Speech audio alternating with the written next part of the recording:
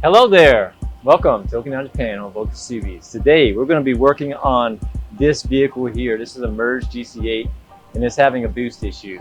And so in this video you're going to see the ins and outs, the ups and downs, the hard times and the good times for diagnosing a very simple solution, a very simple issue that ended up being a very simple solution. But in the midst of that, we got wrapped up in the vines of life, and in that we found that there's more wrong with this vehicle than met the eye. Stay tuned, learn something.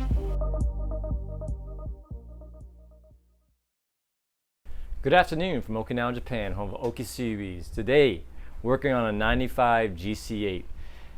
This is one of the first cars we ever merged, and that was a couple years back. And he's finally come to us with an issue with the vehicle. And so we're going to be diagnosing a boost issue. The drivability is really good, but up top when he's getting into boost around 5,000 RPM, it starts to buck on him, starts to cut out. And so we're going to be diagnosing what it could be. So let's talk a little bit about this vehicle here. This is a 95 GC8. They come from the factory with the EJ20G.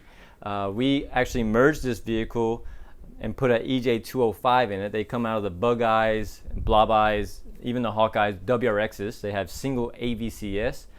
We didn't stop there though. We installed the TGV deletes, so the intake from a STI, so it's got TGV deletes on it. We also installed a VF30, which is also from the Bug Eye STI pinks, and then tuned it. Yeah, it also has a Grimspeed downpipe with a divorced wastegate. A lot of cool stuff. Yeah, real simple build, but pulls hard. And we're going to be diagnosing the up top boost cut that it's experiencing. Yeah.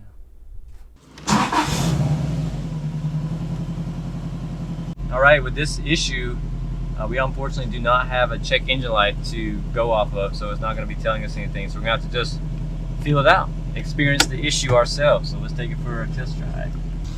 Another cool thing about this car, it's got a 5-speed DCCD transmission installed in it, which is really cool.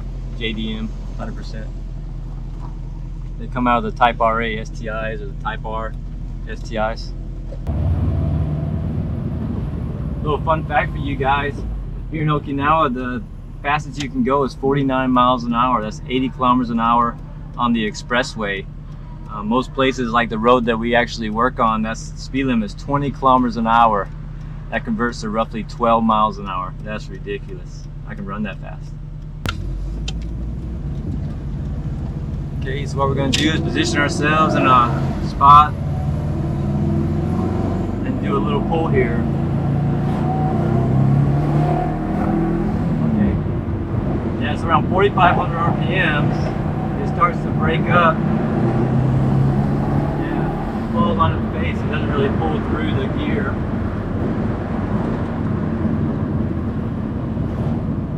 It's not a clean pull. In our experience, most of the time that's has to do with cool packs or ignition related stuff. So cool packs or spark plugs.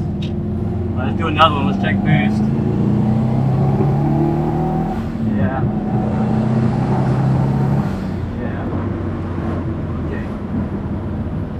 Boosted up to 10 psi and held 10 psi. This car should be way beyond 10 psi. Normally, if it's a mass airflow sensor, it'll start bucking and surging as soon as you try and put load on it. But in this case, it was around 4,000, 4,500 RPMs that it started to cause an issue. So my hunch is going to be, cool packs. But while we got the cool packs off, we'll check the spark plugs too.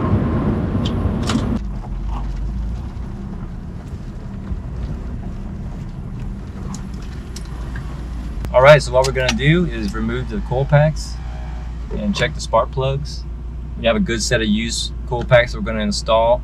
If the spark plugs need to be replaced, we'll replace those too, but if not, we'll just swap them back in after visually checking them, checking the gap and whatnot. Yeah, and then we'll install some used coil packs that we know are good. Alright, so we're about to change out the coil packs and we're going to check the spark plugs as well. A lot of people, their complaints about EJ engines is how hard it is to change the spark plugs, and we don't believe that it's hard at all. We think it's an excuse. But something also about these EJs is they're extremely easy to work on when it comes to the accessories. The accessories are right up on top and most of these other cars are not. The Subaru's engine bay is really well laid out. We feel it's extremely easy to work on. One of the worst sensors to replace is the NOx sensor, and you don't often replace it. Cam sensor on the backside near the turbo could be a little difficult, but it's really simple, basic tools. For the spark plugs, what we use, the normal spark plug socket is 5/16 or 5/8, I apologize, so 16 millimeter or 5/8, and then a 3-inch extension, nothing special. We use the groove one on that one so that we can turn it with our fingers when it gets to the point of being able to do so. We use a ratchet with a swivel head on it, and then a 12 millimeter socket. And with these 4 pieces, we're going to be able to change the coil packs and the spark plugs. Easy day. So in preparation for changing the coil packs and the spark plugs, on the battery side, all we have to do is remove the windshield wiper fluid reservoir. There's 2 10 millimeter bolts. In this case, it's just one connector for the front. It doesn't have a rear sprayer. Take it out of the way, we can get right in. If you need ample room, if you have ginormous forearms, whatever, you can take the battery out too to help out. For the other side, there's normally an air box in the way, but in this case it's got an intake on it, so no air box. And so it's even easier. You don't have to take out anything. You can get straight to it. And so yeah, we use basic tools to do basic work on these magnificent vehicles.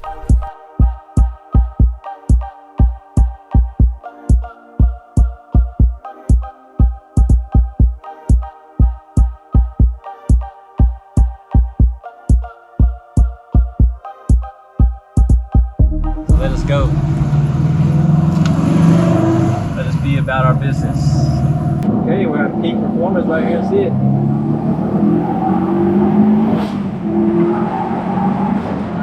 Still got a little something. Pulls way better than it did before, but it's got a little something up top. Still does it.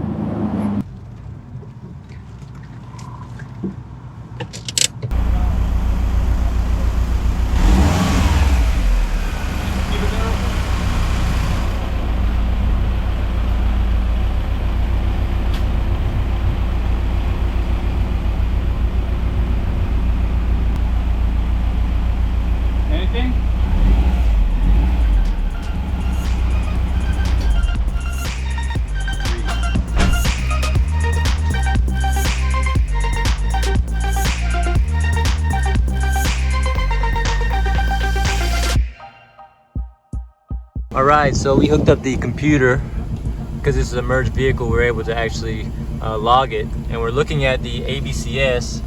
So these 2 at the bottom right here, oh sorry, these right here.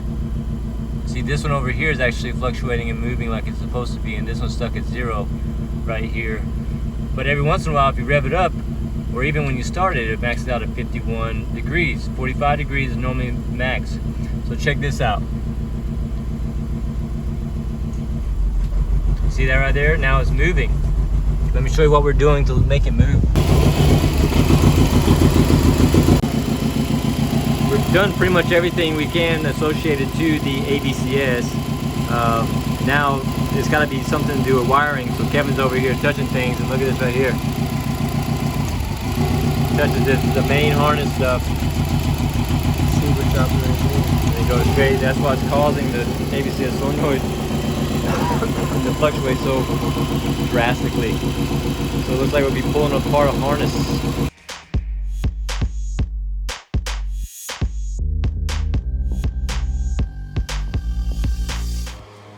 Good morning from Okinawa, Japan, home of Oki CVs. Today, if you remember this car, maybe the engine bay looks familiar, we were diagnosing boost issue. We did a ride along, and we found out that it was ignition. It really felt, the butt dyno said, this is ignition related, right? So we went to replace the coil packs. In replacing the coil packs, we decided to pull number 4 spark plug too. And when we pulled it, we said, you know what, that spark plug looks great. And you can get a little close up on this one. This thing looks great, look. It's not like running lean or rich or anything, it's a pretty good burn. And so we moved on, spark plugs look good. So we continued on with replacing the coil packs, went for another test drive, and the issue persisted. So then we hooked up the computer, and we ended up seeing that there was something wrong with the AVCS solenoid. Check that out too in the video. When diagnosing an issue, we made this mistake, and hopefully you won't make the same mistake. We checked that one spark plug and we found that it was good. And so we moved on. We ruled out spark plugs and just kept on with coil packs. Well, after days of diagnosing and trying to figure out all kinds of stuff, replacing wastegates, changing duty cycles, looking at the tune, all these things, all of the above, we did all of the above. We went back. We started back at the simple. And we found that number 1 cylinder actually had cracked porcelain. So the number 1 cylinder spark plug had cracked porcelain. You can see it right here. And so in high boost conditions, this is causing it to arc or not spark correctly, not operate as designed. And so this was causing our issue. So we replaced it and it's fixed. This is moment of truth. So just to kind of recap on the issue we were having. So in boost, around 5,500 RPMs, there'd be a pretty significant breakup. You could power past it, but even boost was affected too. It would be around 15 PSI where it's supposed to peak, and it would drop down to 10 PSI, and this affected drivability of the car pretty significantly. So in any case, after finding the faulty spark plug and fixing the AVCS issue, just test drive the car, make sure it's going to boost well so the customer can get back to doing the speed limit. Remember, it's only 80 kilometers an hour as fast as you can go on this island, 49 miles an hour. So remember, second gear and third gear would break up. So we're going to do a pull